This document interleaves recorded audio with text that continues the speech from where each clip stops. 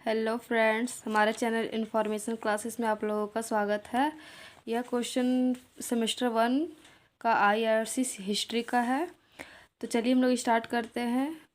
पहला क्वेश्चन है फ्रेंड्स, हड़प्पा सभ्यता के नगर योजना एवं गृह निर्माण पर प्रकाश डालिए।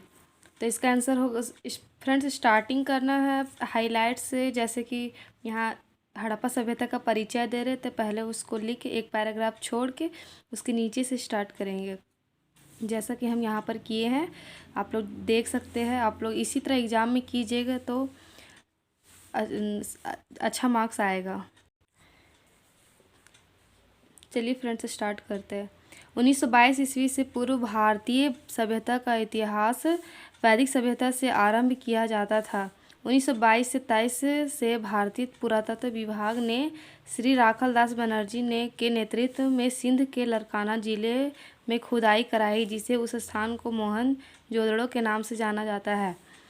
फ्रेंड्स, इसमें बोला जा रहा है कि मोहन जोदड़ो का एक स्थान का नाम है जिसका खुदाई राखालदास बनर्जी के नेतृत्व में किया गया था। एक ऑब्जेक्टिव क्वेश्चन में भी पूछा जा सकता है फ्रेंड्स कि मोहन जोदड़ो का नेतृत्व खुदाई किसके नेतृत्व में हुआ। तो इसका आंसर होगा फ्रेंड्स राखालदास बनर्जी। देखिए यहाँ पर लिखा हुआ है। और सिंध पूछा जा सकता है कि मोहन जोदड़ो किस जिले में स्थित है। तो इसका आंसर होगा लरकाना। चलिए फ्रेंड्स आगे बढ़ते हैं। कुछ समय पश्चात वर्तमान पाकिस्तानी पंजाब के मांटगोमरी जिले में हड़प्पा नामक स्थान पर सर जॉन मार्शल के नेतृत्व में खुदाई करके उसी प्रकार सभ्यता का अवशेष प्राप्त किए गए तथा इन अवशेषों के आधार पर जानी गई सभ्यता को सिंधु घाटी की सभ्यता के नाम से पुकारा गया है। इस पैराग्राफ में कहा जा रहा है फ्रेंड्स कि जिस प्रकार मोहनजोदड़ो का खुदाई किया गया उसी प्रकार एक हड़प्पा नामक स्थान है जिसका खुदाई सर जॉन मार्शल, देखिए यहाँ लिखा हुआ है, इनके नेतृत्व में किया गया था। इसी टाइप में जिस तरह ऊपर ऑब्जेक्टिव बन रहा है इसी प्रकार नीचे भी बनेगा कि हड़प्पा सभ्यता का खुदाई किसके नेतृत्व में किया गया। तो इसका आंसर होगा सर जॉन मार्शल। और जिले का नाम क्या होगा? मांटगोमरी। चलिए फ्रेंड्स आगे बढ़ते हैं। इसका आगे है सभ्यता का काल। सबका अलग अलग मान्यता था कि सभ्यता हड़प्पा सभ्यता का काल इस समय से इस समय तक का होगा। तो चलिए हम लोग जानते हैं किसने क्या सोचा, किसने कितना समय दिया। डॉक्टर आर के मुखर्जी ने इस सभ्यता के काल को 3250 से 2750 ईस्वी निश्चित किया, ईसा पूर्व निश्चित किया।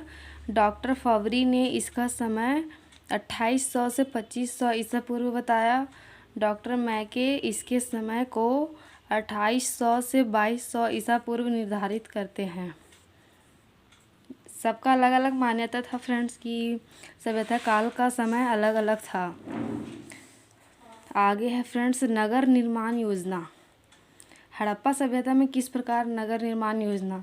यहाँ पर देखिए क्वेश्चन में यही पूछा गया है कि हड़प्पा सभ्यता के नगर योजना का और गृह निर्माण का पर प्रकाश डालना है। सिंधु घाटी सभ्यता की प्रमुख विशेषता यह है कि सभ्यता एक नगरीय सभ्यता है। हड़प्पा एवं मोहनजोदड़ो के खंडहरों से यह स्पष्ट है कि नगरों का निर्माण एक निश्चित योजना के अनुसार किया जाता था। मोहनजोदड़ो का और हड़प्पा में अद्भुत समानता है। जिस प्रकार मेसोपोटामिया की सभ्यता एक नगरीय सभ्यता थी, उसी प्रकार सिंधु घाटी की सभ्यता भी शहरी सभ्यता थी।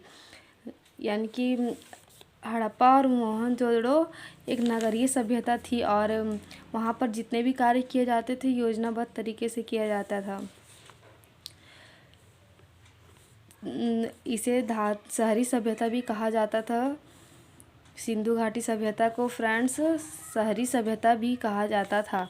धातु युगीन इस सभ्यता के अंतर्गत कई शहरों के भग्नावशेष पाए गए थे, जैसे हड़प्पा, मोहनजोदड़ो, लोथल, कालीबंगा, बनावली इत्यादि। सचमुच हड़प्पा और मोहनजोदड़ो सुव्यवस्थित योजना के अनुसार बनाए गए थे और इनकी आबादी काफ़ी घनी थी। नगरों के खंडहरों का परीक्षण करने से यह ज्ञात होता है कि सिंधु निवासी नगर निर्माण में बड़े कुशल थे। चलिए फ्रेंड्स आगे बढ़ते हैं, आप लोगों को समझ में आ ही रहा होगा। नगरों की सुरक्षा पर विशेष ध्यान दिया जाता था।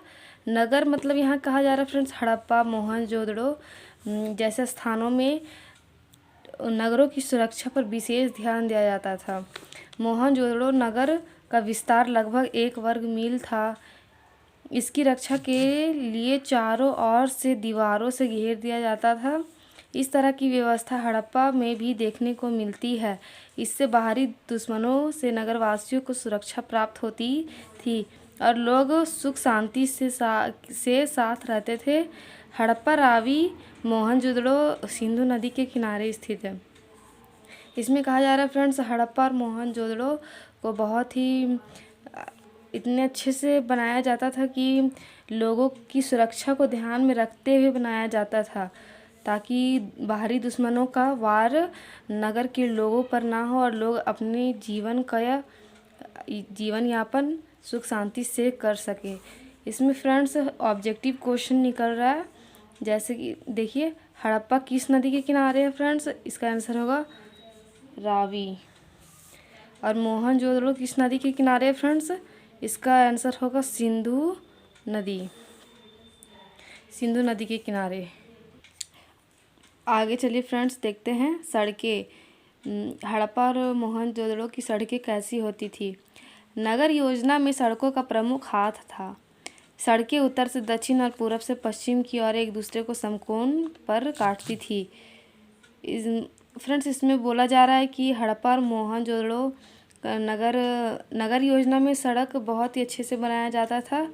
सड़कें उत्तर से दक्षिण, जैसा कि हम लोग उत्तर देखिए फ्रेंड्स हम लोग करके देखते हैं, उत्तर से दक्षिण और पूरब से पश्चिम यह एक दूसरे को समकोण काटती थी। इस टाइप का बनाया जाता था वहाँ की सड़कें मुख्यतः कच्ची थी, फिर भी वे काफ़ी मजबूत थी। कच्ची सड़कें होने के पश्चात भी सफाई का पूर्ण ध्यान रखा जाता था। सड़कों के किनारे कूड़ेदान तथा गड्ढे किए गए, जिससे सारी गंदगी जमा कर दी जाती थी। सड़कों में गंदगी फैलने से बच जाती थी। फ्रेंड्स इसमें बोला जा रहा है कि सड़कें वहाँ बनाई जाती थी, वहाँ की सड़कें बहुत मजबूत होती थी और साफ़ सफाई का पूर्ण ध्यान रखा जाता था और जगह जगह पर गड्ढे किए होते थे, ताकि लोग गंदगी करें तो कूड़ा कचरा एक जगह जमा हो जाए, ताकि सड़क में कचरा ना फैले।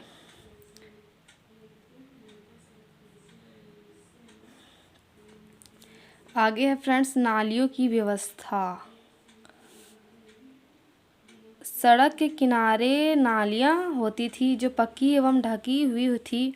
प्रत्येक गली में भी ढकी हुई नाली होती थी जो सड़क की नाली में मिलती थी। प्रत्येक घर में छोटी नालियाँ होती थी जो घर का पानी सड़क के नीचे बनी हुई बड़ी नाली से गिरा देती थी। फ्रेंड्स हर घर में छोटी नालियाँ होती थी और वह नाली एक दूसरे से हर आगे बढ़ते जाता था और सारी छोटी छोटी नलियाँ हैं सो बड़ी नलियों में जाकर मिल जाती थी। इस प्रकार घर का जल अन्य बड़ी बड़ी नालियों द्वारा शहर से बाहर निकाला जाता था। नालियाँ खाड़ियाँ मिट्टी, चूने और एक प्रकार के सीमेंट से बनाई जाती थी। फ्रेंड्स ऊपर वाला पैराग्राफ में कोई प्रॉब्लम तो नहीं होना चाहिए, इजी वर्ड में सब दिया हुआ है। आगे फ्रेंड्स हम लोग देखते हैं भवन निर्माण। हड़प्पा और मोहनजोदड़ो में भवन निर्माण कैसे किया जाता था।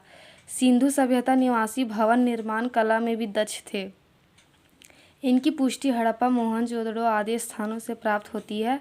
इसके द्वारा निर्मित मकानों में सुख सुविधा की पूर्ण व्यवस्था थी। भवनों का निर्माण भी सुनियोजित ढंग से किया जाता था। भवनों के निर्माण में सादगी और उपयोगिता पर अधिक ध्यान दिया जाता था। भवनों के अवशेष पर से स्पष्ट होता है कि भवन निर्माण योजनाबद्ध तरीके से किया जाता था।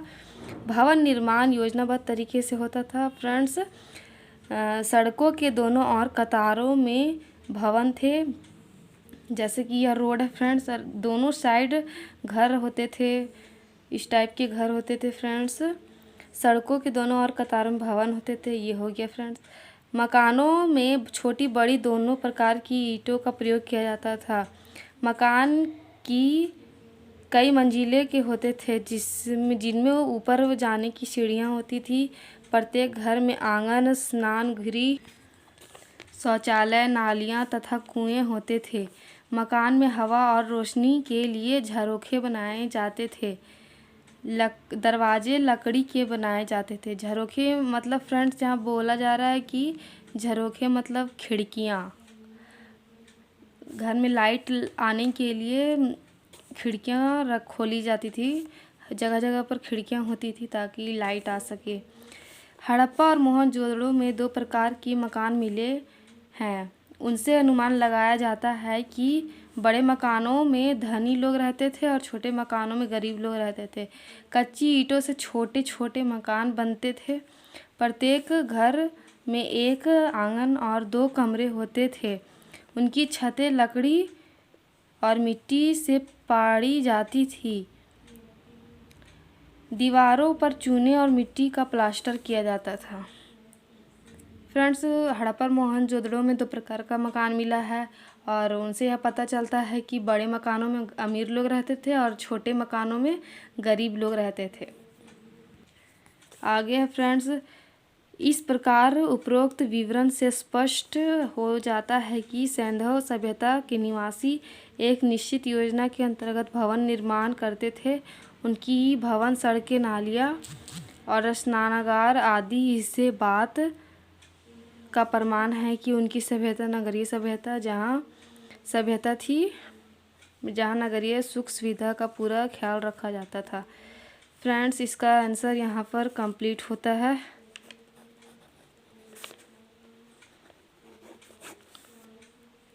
अगर आप लोगों को यह इसका आंसर समझ में आया होगा तो आप लोग अच्छे से ध्यान से सुनिएगा और आप लोग एग्ज़ाम में अच्छे से लिखिएगा और इससे आप लोगों का मार्क्स बहुत ही अच्छे से आएगा। और अगर आप लोग इसी प्रकार से और भी क्वेश्चन का आंसर चाहते हैं तो प्लीज़ मेरे चैनल को सब्सक्राइब कीजिएगा, ताकि इसी प्रकार का वीडियो मैं आगे और भी लाती रहूँ। Thank you.